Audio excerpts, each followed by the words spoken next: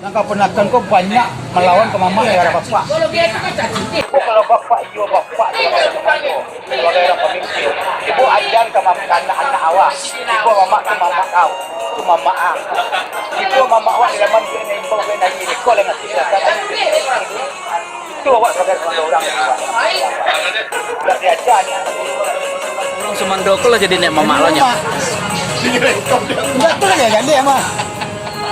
Di Minangkabau, seorang laki-laki berperan sebagai mama di dalam kaumnya, namun tetap sebagai semando dalam kaum istrinya yang tidak memiliki kewenangan dalam mengatur, apalagi memutuskan segala urusan kaum istrinya.